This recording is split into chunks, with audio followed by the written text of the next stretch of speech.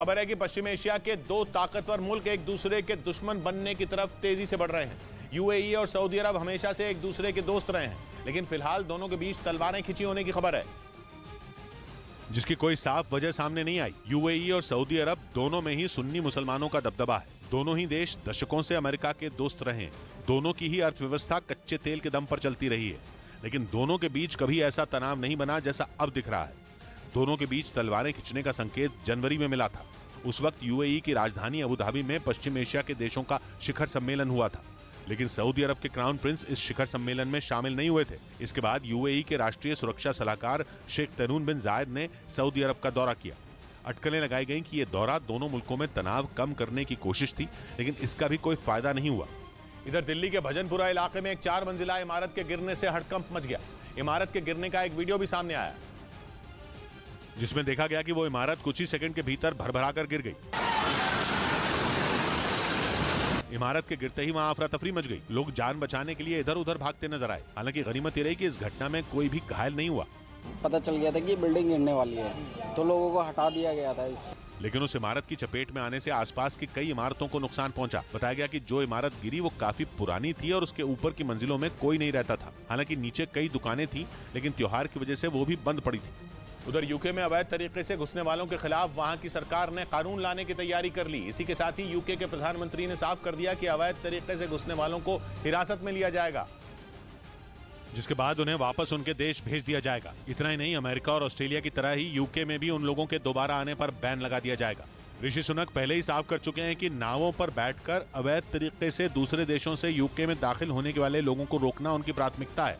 इस बीच बेलारूस ने दावा किया कि पिछले महीने उसके यहां रूस के जिस A-50 स्पाई प्लेन पर ड्रोन अटैक हुआ था, उसके हमलावर और उसके 20 से ज्यादा साथियों को उसने धर दबोचा। बेलारूस ने उस हमले का ठीकरा यूक्रेन और अमेरिका की इंटेलिजेंस एजेंसियों पर फोड़ा। फरवरी में बेलारूस की राजधानी मिन्स्क के पास रूस के जासूसी विमान पर ड्रोन से हमला हुआ था और दावा किया गया था कि रूस ने अपने जिस A-50 मिलिट्री सर्वेलेंस एयरक्राफ्ट से यूक्रेन में कई टारगेट ढेर किए, वो खुद ही ढेर हो गया।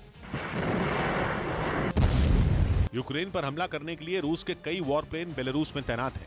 उन्हीं में A-50 भी है, जो एक साथ 60 टारगेट तक ट्रैक कर सकता है। लेकिन बीते महीने रूस के उस A-50 स्पाई प्लेन पर हमला हो गया।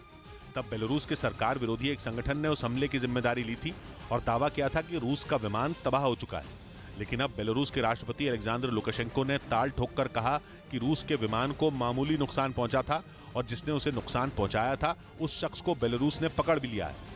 इधर पंजाब के तरन तारण में पाकिस्तान सीमा के पास बीएसएफ के जवानों ने करीब 1 किलो हेरोइन जब्त की। बताया गया कि वहां पाकिस्तान के तस्करों ने सरहद पार से एक पैकेट फेंका, जिसके बाद सुरक्षा में तैनात बीएसएफ के जवानों ने उन पर फायरिंग कर दी। हालांकि इस दौरान वो तस्कर वहां से भाग निकले, लेकिन उनका फेंका हुआ पैकेट बीएसएफ के जवानों ने बरामद कर लिया।